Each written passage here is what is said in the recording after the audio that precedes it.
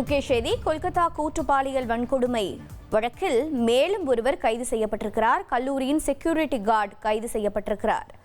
அண்மை செய்தியாக பார்த்து வருகிறோம். இது பற்றிய மேலும் விவரங்களை செய்தியாளர் ரமேஷ்குமார் வழங்கிட கேட்கலாம். ரமேஷ்குமார் வணக்கம். தற்போது கைது செய்யப்பட்டிருக்கும் நபருக்கும் இந்த பாலியல் வன்கொடுமை சம்பவத்திற்கும் என்ன தொடர்பு? மேலும் விவரங்கள் என்னென்ன? கொல்கத்தாவில் சட்டக்கல்லூரி மாணவி ஒருவர் கூட்டு பாலியல் வன்கொடுமை செய்யப்பட்ட நிகழ்வு பெரும் கொந்தளிப்பை ஏற்படுத்தி இருக்கிறது.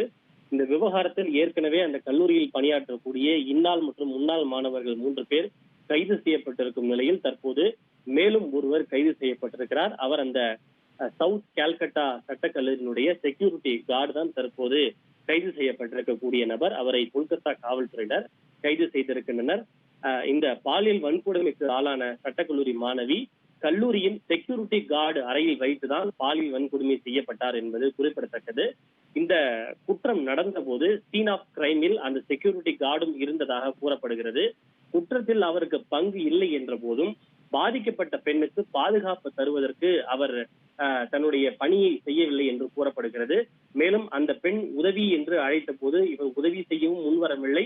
குற்றம் நடந்த பிறகு அது குறித்து காவல்துறைக்கும் புகார் அளிக்கவில்லை என்று கூறப்படுகிறது. எனவே அந்த அடிப்படையில் தான் தற்போது செக்யூரிட்டி கார்டையும் கைது செய்து காவல்துறையினர் விசாரணைக்கு உட்படுத்தி இருக்கின்றனர்.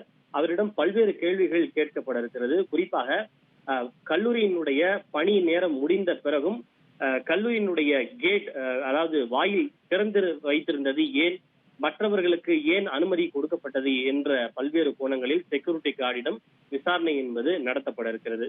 ட்ரெண்ட ஃப்ரெண்ட் ஆக்கிக்கோங்க. 2.5 கோடிக்கும் அதிகமான தந்தி டிவியின் சப்ஸ்கிரைபர்ஸ் அண்ட் ஃபாலோவர்ஸ் குடும்பத்துல நீங்களும் இணையுங்க.